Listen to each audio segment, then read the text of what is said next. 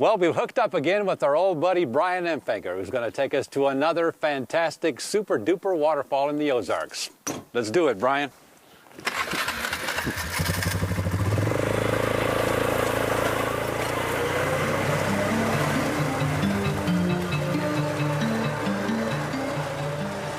Our four-wheeler excursion is actually the latter half of the trip to Mulberry Valley Falls, located northeast of Ozark, taking Highway 219, which turns into gravel and is called Pink Twist Road. You'll want to stay on this road all the way to the bottom of the mountain, where you'll come to a metal barn by the Mulberry River. Behind the barn is where a four-wheeler road will take you through a field and eventually to a drainage where you can bushwhack your way up the hill to the falls. Sounds like we have a pretty good amount of water.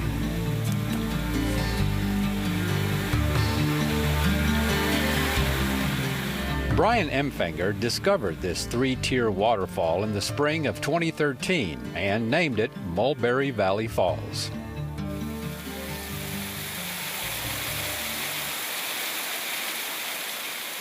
About this time last year, we had a Arkansas photographers spring gathering, where a few photographers came up to down in the field there to explore the area that's kind of be a base camp. And we were just exploring around, and there's like a trail that comes along this bluff over here, and I heard a waterfall. Now, nobody else heard the waterfall, and they thought I was probably crazy because I'm running up this drainage really fast. I'm like, there's a waterfall up here, because I can really tell when there's a waterfall, just the sound that water makes.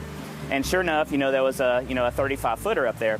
And so I made a mental note, okay, if there's a waterfall there, then here, where this bigger drainage is, there probably is a waterfall too. And because this is a lot lower than the waterfalls I normally find. I mean, we're right above the Mulberry River. You can actually see the river off in the distance. And so most of the time, the waterfalls are hundreds of feet higher than this elevation. So I wasn't expecting really there to be any waterfalls along this bluff line at all. So just a week later, I hiked over from the field, the Serengeti, and hiked up here and pretty quickly saw this amazing spot. It seems to flow most of the time, and it's a wonderful spot. And I thought, since there's this wonderful valley, you were right by the Mulberry Valley Falls is a great name.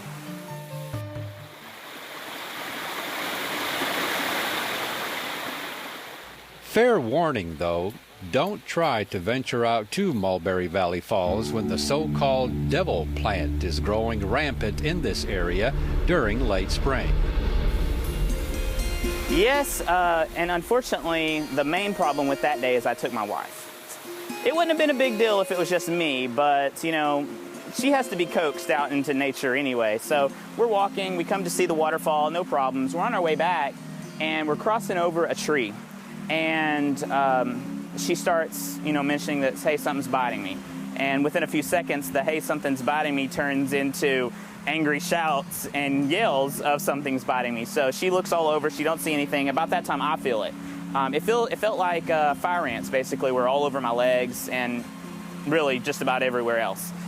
It was actually my wife who figured out that there was this plant she actually saw in the sunlight, the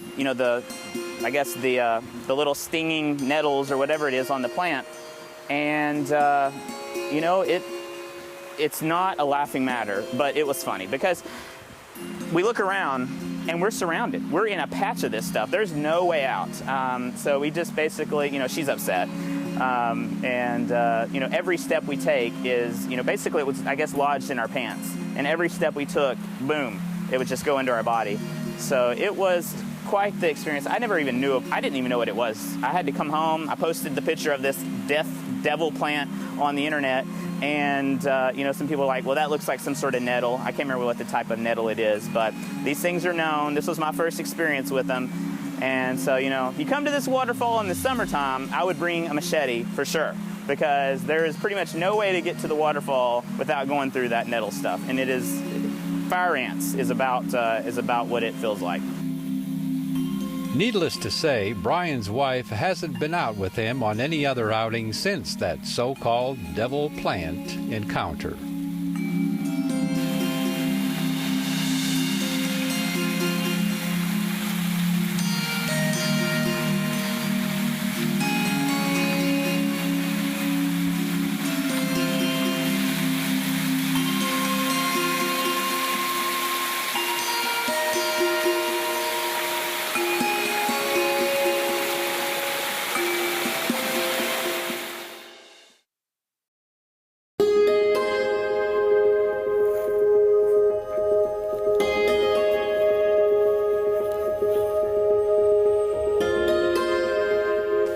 March, folks from all over make their pilgrimage to these 7 acres of more than 30 varieties of daffodils atop Wye Mountain northwest of Little Rock.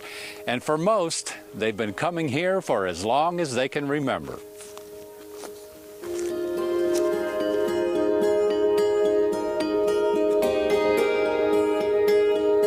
Well, I was probably like 7 last time I remember, but every time I come out here, I'm like, oh no, my mom's gonna take 20 million pictures. But overall, it's really pretty, and I like hanging out with my friends, going out to the woods, hiding, you know, having a blast. It's kind of a neat area, isn't it? I didn't think so many flowers could grow in one place. Yeah, more than 30 varieties of daffodils, actually. I thought there's only one.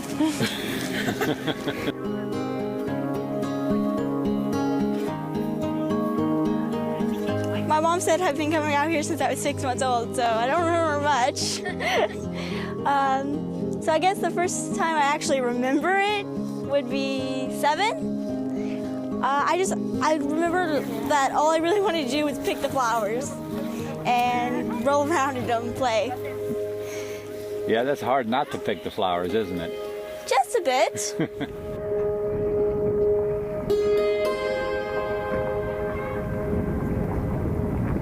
I was about 2 years old when I came back out here. And have you been coming out pretty much every year? Yeah. Wow.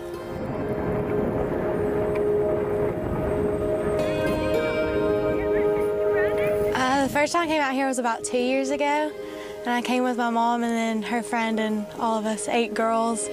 And we come out here and take pictures every year, and I like it because I like taking pictures, and then I like because we all get to spend time together and hang out as a family.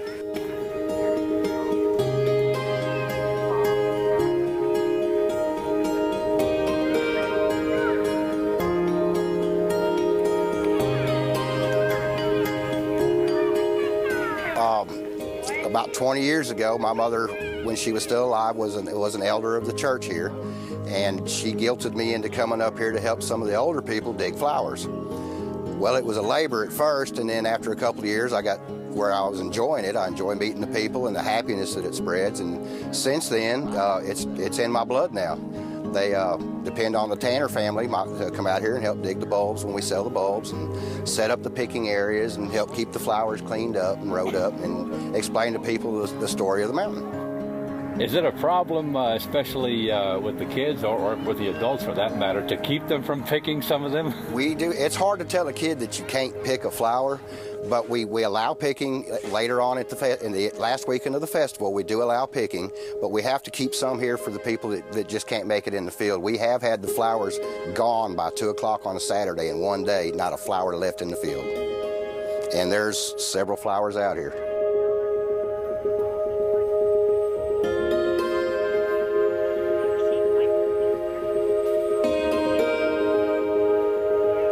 The history of the Wye Mountain daffodils centers around the Wye Mountain Church, which was built from native stone and was dedicated in 1948. The same year, Bessie Grandma Harmon, as she was known, and her husband and grandson planted the bulbs where the daffodils are today.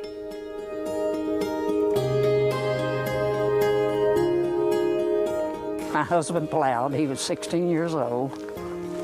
And I met Grandma, naturally, when we got married in 51, 52, whatever year it was.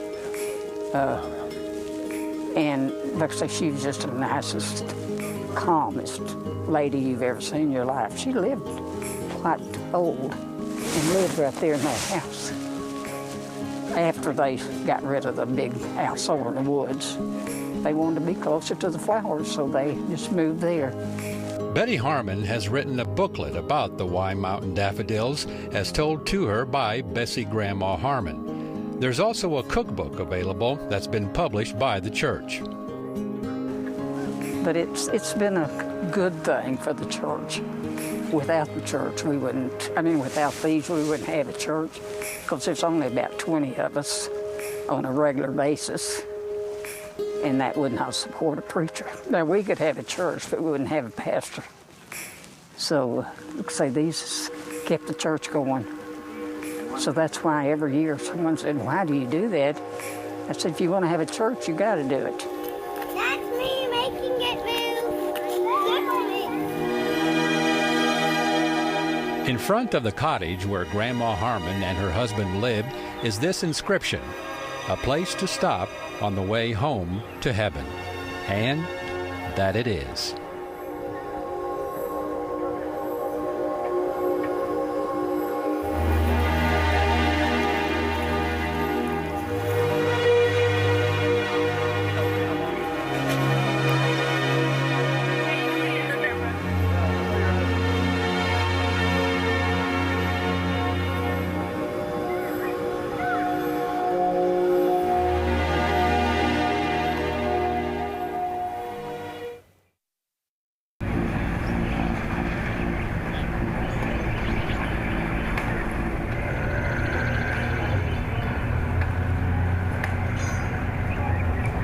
As the morning sun sparkles on the Little Red and boats start to head out, another day of trout fishing bliss begins at Lindsay's Resort in Heber Springs.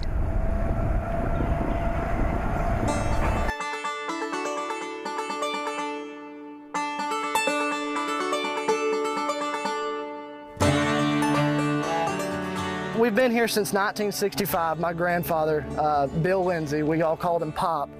Him and Nana, Mavis Lindsay, his wife, and my dad, Billy, and his sister, Terry, came down here in 1965. Pop bought this land, and his dream was to have a trout fishing resort. And so basically it kind of just, it went from 3 mobile homes cut in half, so there was 6 cabins, and a little open area for campgrounds to what it is today. Now we have 43 different individual units, full service campgrounds, restaurant, dock, guide service, all that.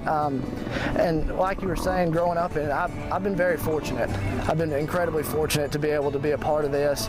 And you know, most kids dream about doing this once or twice a year, and I do it every day. I get to go out here on this river and do what I love every day.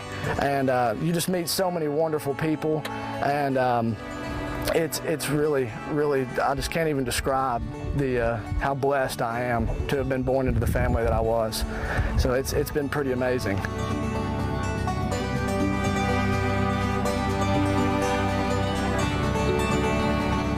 Now the Little Red lives up to its name as being the world-class trout stream. Back in the 1990s, the world record brown trout was caught here, weighing over 40 pounds. And I've got the net ready here for the next one. Right, Mishad?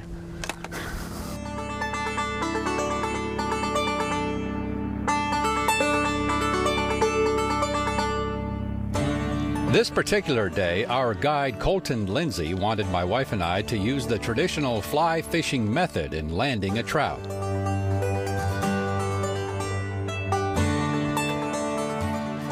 What we're going to be using today is a sow bug. I told you earlier. It's actually what grows in this moss. So this is what fish eat. This is their main diet. Basically, for a fly tire, you can buy them ready, or you can tie them yourself. I tie all my flies. You just take your thread and you wrap it around the hook, put the bead head on. We use a number 16 hook. And then you wrap what's called dubbing around it. And this is an olive green, kind of blue dubbing. This is my preferred color. We call it a chronic. And you just take that dubbing, wrap it around, tie it off, and you got yourself a fly. It takes about 30 seconds to make. They're real easy, but they're very productive. That's what these fish eat. So that's what we're going to use today. And basically, you just take it to your. We're using size 6X tippet today, which is the size of the line, which is it's normally about the strength of about 2.5 pounds normally. So you just take it and tie it on here, whichever knot you prefer.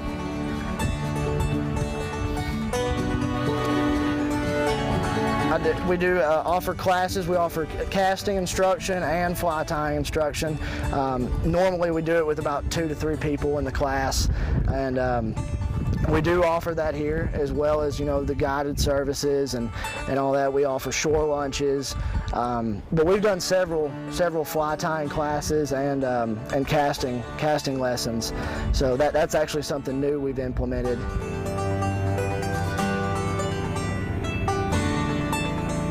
The boat we happen to be in is especially designed for fly fishing.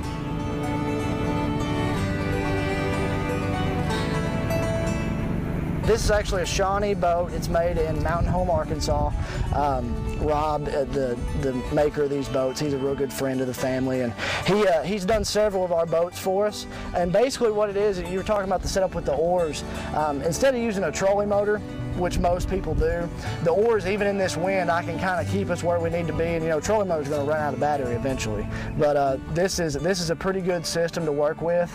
You know, if you have 2 fly fishermen in the boat, or even it works for trout magnet fishing. I'd also work the oars whenever we're trout magnet fishing. So it works out great. And what works out even greater is catching trout. Ho!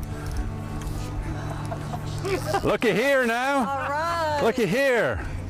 All right. All right, lift the rod tip up. There you go. Keep it tight. Stop it right there. Just lift the rod. You know, Not too shabby. Not too shabby. Good.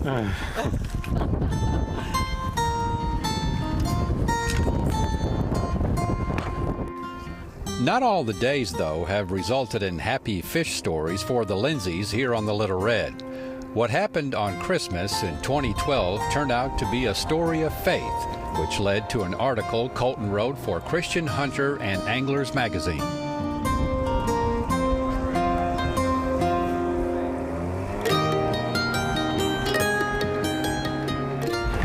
Our dock collapsed on Christmas night, our boat dock, and that's basically our livelihood is all in that dock. And we had a foot of snow and 6 inches of ice and 50-mile-an-hour winds, and so it basically it took everything down, sank all of our boats, and you know, we came down at midnight on Christmas Day, and just to utter devastation on you know, at the boat dock. And they came to my dad a few months ago and they said, well, we want you to do an article about what happened. And Dad, you know, knowing that I love to write and I always have, he told me that he wanted me to do it. And I've never really done a sentimental piece like that before, but it was a lot of fun. And you know, it was honestly a struggle for me to write, because at that time I was a little angry. You know, to let something, you know, I almost felt like I was a little mad at God. And so I kind of wanted to show that in the article. I wanted to show that, you know, faith is tested all the time. And it's God who comes in and kind of just takes your hand and says, I got you, man. And I just wanted to kind of show that in that article. But it was a lot of fun to write. I was very fortunate to be able to do that.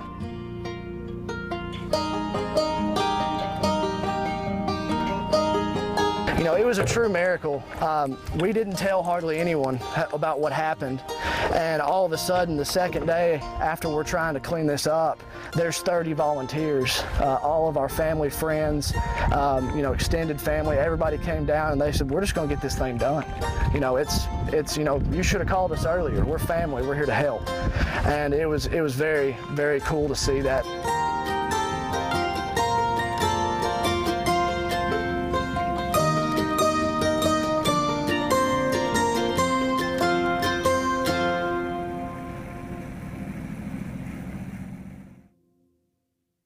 While driving along Highway 65 north of Clinton, no doubt you've seen the sign many a time. Well, the next time, don't just drive by, stop and check it out. It'd be well worth your while.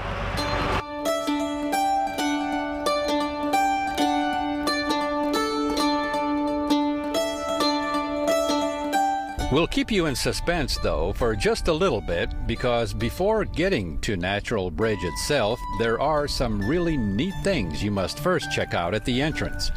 2 authentic log cabins built in the 1800s that were relocated here and reassembled. The first one you'll enter is where a family of 6 made their home. It's now used as the gift shop. The second cabin is completely furnished, as it would have been back in the day.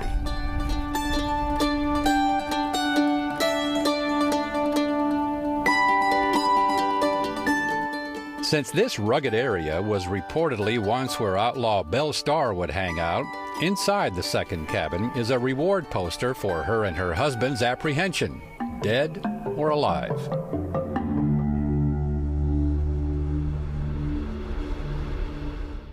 Now, finally, the Natural Bridge of Arkansas, which, by the way, isn't the only natural bridge in the state, because throughout the years we've been to at least 2 or 3 others. But this one is impressive, to say the least. 105 feet in length, 30 feet high, and is believed to be more than 3 million years old.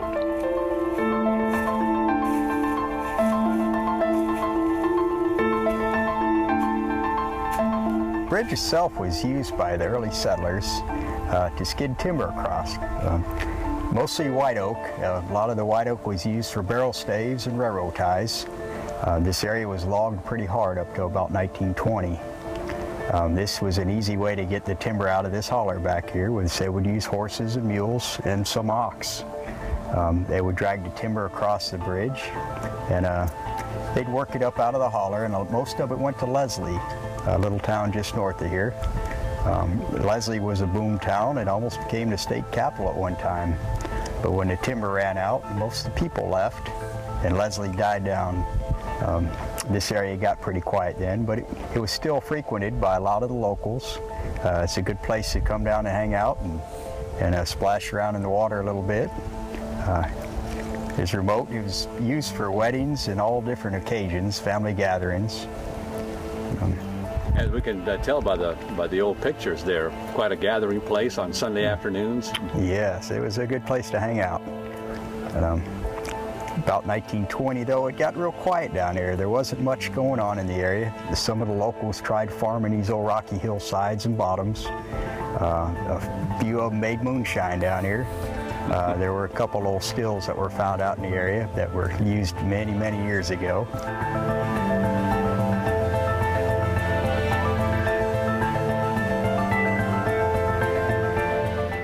Seeing this natural bridge of Arkansas for the first time. You're from Canada.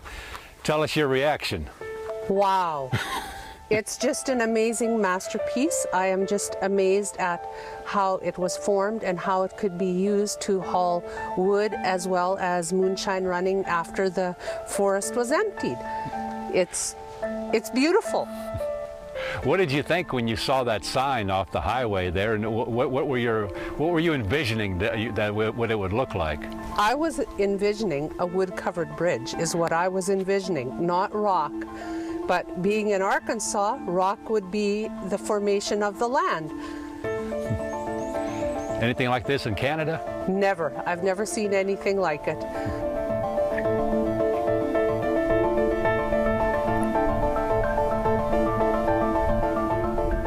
Well, it's pretty impressive. This whole state is pretty remarkable. Just hard to believe that that's 3 million years old, for one thing, and that people used to haul trees across it and held up to it. When you saw the sign off of the highway there, what did you envision it would, maybe look like? Trees, actually. I didn't think it'd be rocks. It's almost, you're looking at it and you just wonder, how is it, supporting itself? Yeah, it's incredible what nature can do, I guess.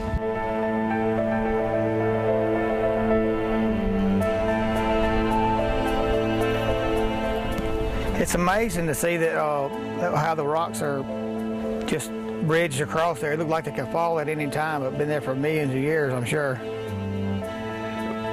What did you envision it would look like? Well, I didn't have any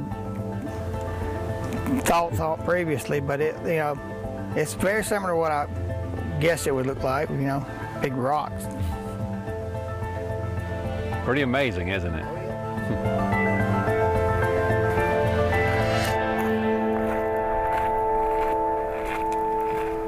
It is truly amazing and worthwhile taking the extra time to drive down this valley and experience it.